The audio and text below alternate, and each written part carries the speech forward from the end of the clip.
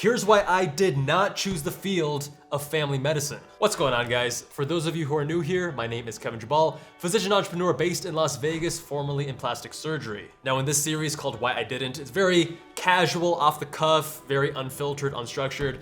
These are the reasons why I did not choose a given specialty. Think of it as the opposite of So You Want to Be, which is on the Med School Insiders channel, and that's a very structured, broad overview of a specialty, and I work with multiple specialists prior to making any one of those videos, which is why it's always funny to me when people are surprised, like, wait, this is surprisingly accurate coming from a former plastic surgeon, and I'm like, well, I'm working with a lot of people in family medicine to make the family medicine video, which is why we try to get it as accurate as possible. This video is gonna have two parts. Part one, my personal experience as to not choosing FM, and then part two is tips for you if you are considering the field. Entering medical school, I was considering peds GI as my number one, and then long story short, decided against that. I was considering adult GI, and then something surgical, and then plastic surgery. So during that time, I was considering non-surgical options, right? IM, or internal medicine. From there, you can do fellowship in gastroenterology, cardiology, all these other things. Why did family medicine, which is also non-surgical, never cross my mind?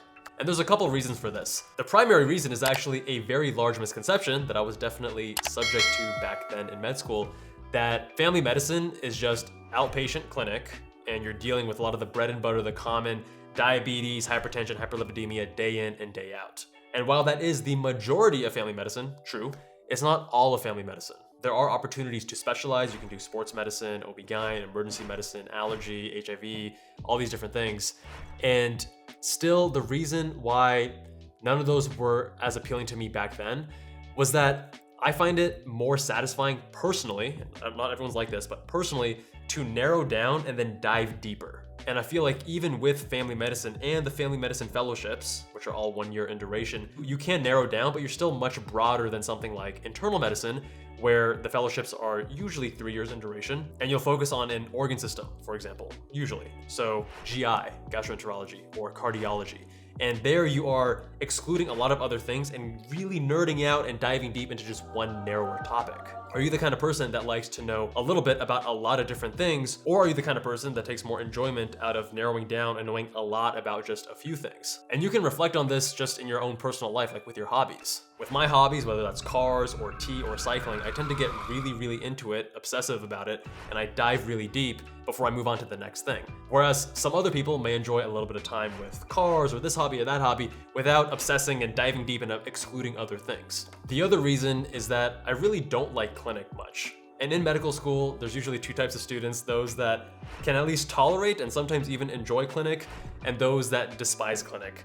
I was definitely in that latter camp. Doing procedures, whether that was in the operating room, doing actual surgery, or even doing office-based procedures, like very simple, quick procedures, that was always way more fun. It was always more fun working with my hands. Time went fast. It was a blast, right? Whereas clinic, I would always look at the clock and be like, what? Only 30 minutes passed? It feels like 3 hours. But it is important to note that also the type of concerns or the type of visits you're having in clinic will also influence your opinion of clinic. Plastic surgery clinic was definitely not as fun as plastic surgery operating room time, but at least I was dealing with things that had a surgical treatment or surgical management plan, and that was still more exciting and more rewarding than doing clinic for maybe some simple diabetes management or hypertension or hyperlipidemia and consulting various lifestyle interventions. Now, these are very important. Lifestyle, like that in the broad picture, right? The broad scheme of things, it's much more important to dial in people's nutrition and lifestyle on a national level. And maybe you understand that and you feel that deeply and you receive that intrinsic reward. Compared to plastic surgery, I mean, whether it's recon or aesthetic, it's not as urgent to handle on the same scale as dealing with lifestyle, right? So despite lifestyle being so important, being such a critical factor in improving the outcomes we have across, our healthcare system, I just didn't have the patience in consulting people about their lifestyle changes. And I would try motivational interview techniques, and even with that, they come back 3 months later and then they didn't make the changes that they wanted to. And I really respect the people that can do that and have the patience for that, because it is very important. But that just wasn't me. Now, the final part I want to bring up is prestige. So this comes up a lot in medical school circles, and it seems important when you're a medical student. It's a nonsense reason that it's not going to contribute to your long-lasting happiness and can actually cause you to make bad decisions that will make you unhappy long-term. So what do I mean? A lot of people will tell you if you score X number on STEP, or if you are this competitive of a student, then you should aim really high. You should try to get into the best, most competitive specialty that's lucrative and prestigious and blah, blah, blah. Which is silly, right? If you enjoy a specialty, you enjoy the bread and butter, like the 80% that you're doing on most days, that's what should really dictate which specialty you choose.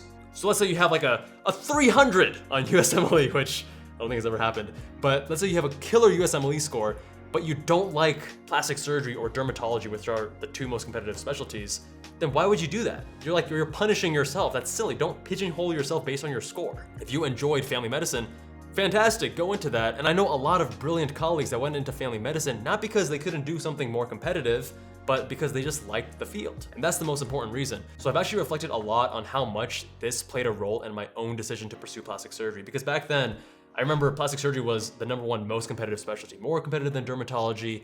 And then I pursued it and mashed into plastics. As I've talked about before on this channel, I've had some needing to prove myself after getting Crohn's, and how much of that was ego driven. And I've reflected a lot on this because I want to understand myself and my motivations and inclinations so I can improve and grow. And I don't think it was a major factor, luckily. I think my ego was definitely stroked, don't get me wrong, but I don't think it was the major factor in me deciding, because otherwise I would have also considered like dermatology, right? Which was never on my radar. And it was more of like plastic surgery appealed to who I was, like the meticulousness, attention to detail, like it just fit me like a glove. And I love the procedures and all that stuff, and I love the aesthetics and it was just cool field. Love the field. Still do. But that is something that can definitely lead people astray, and it often does. You even see these discussions coming up today on SDN or Reddit, where someone will say, hey, I scored a 255 on USMLE and I'm considering family medicine, but my advisor's telling me to go into something more competitive. What do you guys think? And I don't think that's a good reason at all. If you have a 255 and you're a strong student, then cool, get into like whatever family medicine residency you want. All right, so advice for you if you are considering FM. #1 would be get more exposure to the field, because a lot of us, we think that FM is just outpatient clinic dealing with primary care, those common concerns, right? But the reality is that you can really specialize and vary your practice based on your fellowship and based on your preferences. You can do a wide age range, you can narrow it down, you can do OB, EM, there's a lot of options, and you're only gonna understand what each of those options actually mean by getting out there and shadowing a physician. The other thing is, think about your future. This is tough to do because most of us deciding our specialties were in our early to mid 20s. And at that point, you've only ever known being young. And it's hard to think what it's like to be older. And I'm not that much further along, right? I'm 30 years old right now. And the importance of lifestyle is so important. When I was in my early to mid 20s, I felt like I'm gonna have this energy forever. Who cares about sleep? I don't need sleep. I'm gonna work hard, grind hard, doesn't matter. And then as you get older, things start changing. You can't handle your alcohol quite as well, start having these bad hangovers. You start feeling more tired if you're sleep deprived. Your priorities are gonna change. You're not gonna be a single 20-something-year-old for the rest of your life. You're gonna have a family and kids. You're gonna wanna do things outside of work. You're not gonna be as okay with 3 hours of sleep every night, right? So that's something I've only begun to really appreciate in the last few months, right? I've been sleeping like 7.5, close to 8 hours every single night, which is amazing. I feel awesome. Like when I'm cycling and lifting weights, I see my progress is going much faster than it was in the past, in large part because of the sleep and the recovery. So definitely keep that in mind. People don't understand the importance of lifestyle, and family medicine does have a pretty appealing lifestyle. You can work just 40 hours a week if you want. You can work even less. Like one of my buddies does, I think 30 hours a week, and he's loving his life.